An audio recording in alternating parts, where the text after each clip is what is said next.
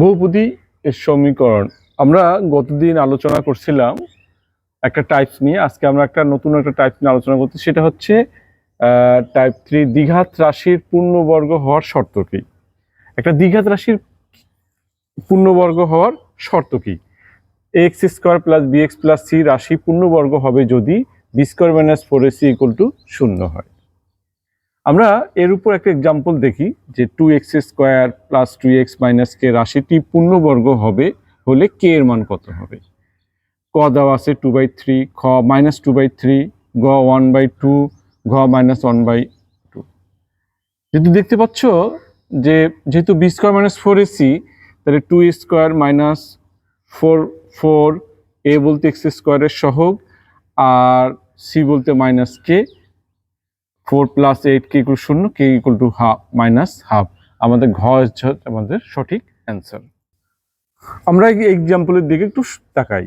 বলছে কে এর মান কত হলে k + 1 x² + 2k + 3 × x + 2k + 3 রাশিটি পূর্ণবর্গ হবে।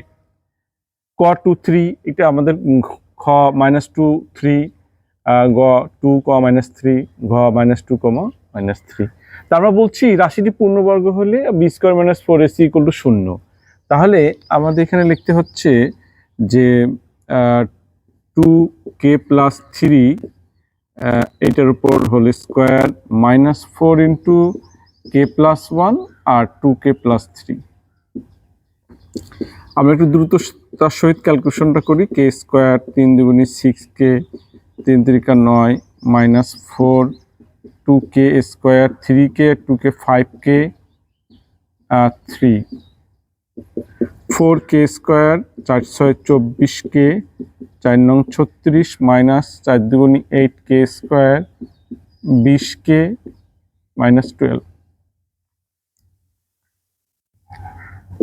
4k স্কোয়ার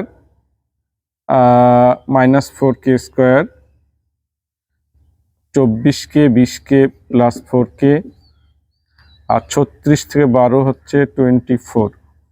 এখান থেকে বলতে পারি যে কে স্কোয়ার যেহেতু এটা = 0,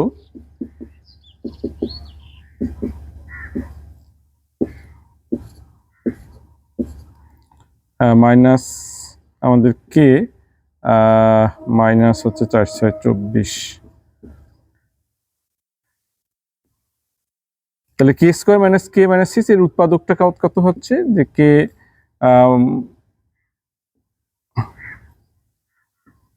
কে -3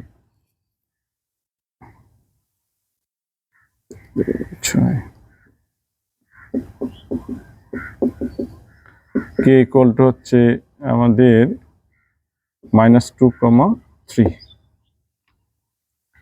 তাহলে -2, 3 আমাদের হচ্ছে খ আমাদের সঠিক অ্যান্সার হচ্ছে খ -2, 3। তাহলে এইভাবে আমরা একটা দ্বিঘাত রাশির পূর্ণবর্গ কিভাবে হয় সেটা নির্ণয় করতে পারবো। সবাই কি বুঝছো? বিশ্ববিদ্যালয়ে আসতে পারে বা বিশেষ করে ইঞ্জিনিয়ারিং আসতে পারে, সেটা এরকম একটা এক্সাম্পল আমরা বোর্ডের দিকে খেয়াল করি। আমরা এরকম একটা এক্সাম্পল দেখি যে যদি 9x4 + 12x³ + 28x² + x + 16 রাশিটি পূর্ণবর্গ হলে এর মান নিচের কোনটি? যদিও এই টপিকসটা আমাদের ইন্টারমিডিয়েট লেভেলে বইতে পাওয়া যায় না, তবে ইঞ্জিনিয়ারিং লেভেলে এই ধরনের প্রবলেম আমাদের সলভ আসতে পারে। তো আমরা এইটাকে একটু সলভ করার চেষ্টা করছি।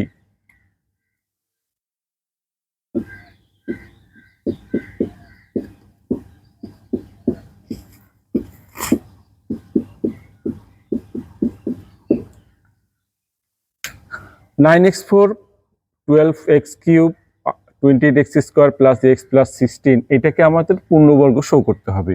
পূর্ণবর্গ শো করতে গেলে সবচেয়ে আমাদের সহজ ট্রিক্স হচ্ছে যে আমাদের 9x4 এর বর্গমূল কত হয় সেটা আমাদের একটু লিখতে হবে। 9x4 এর বর্গমূল হচ্ছে 3x², 3x²। তাহলে এখানেও আমরা নিব 3x²। তাহলে কত হচ্ছে 9x⁴। আমরা যদি বিয়োগ করে দিই, বিয়োগ করলে এটা কেটে যাবে। আমাদের এবার দুটা নামাবো, 12x³ প্লাস 28x²। নিয়ম অনুসারে এই 3x² যেটা আছে এটাকে আমরা 2 গুণ করব, 2 গুণ করে আমরা এই প্ল্যাটফর্মে লিখব। তাহলে 3 দুগুণে কত হচ্ছে 6x²। 6x² আর 12x³ আমরা যদি ডিভাইড ভাগ করে দেই তাহলে আমাদের হচ্ছে 2x। তাহলে আমরা এখানেও লিখব 2x, এখানেও লিখব আমরা 2x। তাহলে হচ্ছে 6 দুগুণে 12x³ আর 2 দুগুণা 4 4x²। তাহলে বিয়োগ করলে এটা কেটে যাবে আর এখানে আমাদের হবে 24x² আর প্লাস ax প্লাস 16। এবার তিনটাই নামাবো। আচ্ছা, নিয়ম অনুসারে আমরা এটাকে আবার আমরা তো বলছি যে এই যেটা আছে এটাকে আমরা আবার 2 গুণ করব, 2 গুণ করব। করলে কত হচ্ছে 3 দুগুণে 6x², 2 দুগুণা 4 4x আর এখানে আমাদের 6x² আর 24x²। একে যদি আমরা 6x ভাগ দেই তাহলে আমাদের পাচ্ছি 4। তার মানে এখানেও লিখব 4, এখানেও লিখব 4। তাহলে এখন যদি আমরা করে দিই 4 6 24x², 4 4 আমাদের 16x আর প্লাস হচ্ছে 16। হ্যাঁ, যেহেতু এটা পূর্ণবর্গ তাহলে এদের যে বিয়োগফলটা আমাদের এখানে 0 হতে হবে। 0 হইতে গেলে তোমরা বুঝতে পারতেছো, তা 0 যদি হইতে হয় তাহলে a-16 অর্থাৎ এই a আর 16 এটা সেম না হলে এটা কখনো পূর্ণবর্গ হবে না। তাহলে আমরা বুঝা যাচ্ছে আমাদের এর মান হচ্ছে কত 16। তাহলে 16 আমাদের হচ্ছে সঠিক অ্যান্সার। তোমরা সবাই বুঝতে পারছো? এরপরে আমরা এরকম আরেকটা এক্সাম্পল দিকে চলে যাচ্ছি।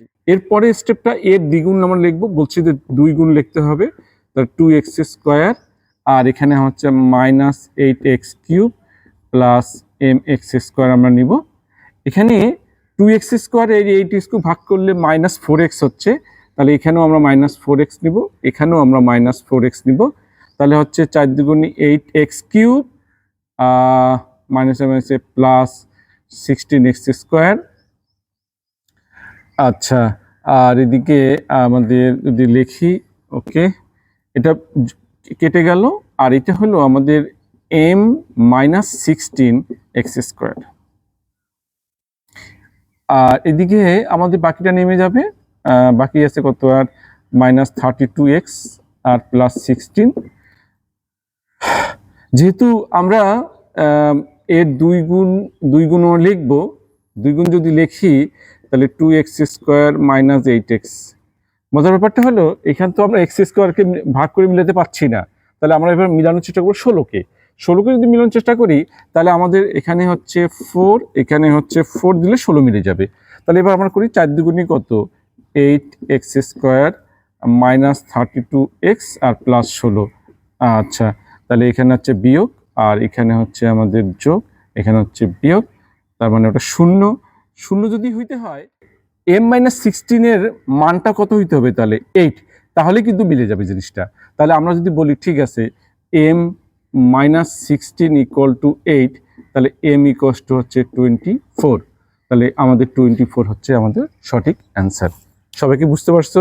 এই ধরনের এক্সাম্পল পেতে গেলে এই চ্যানেলে সাথে থাকুন।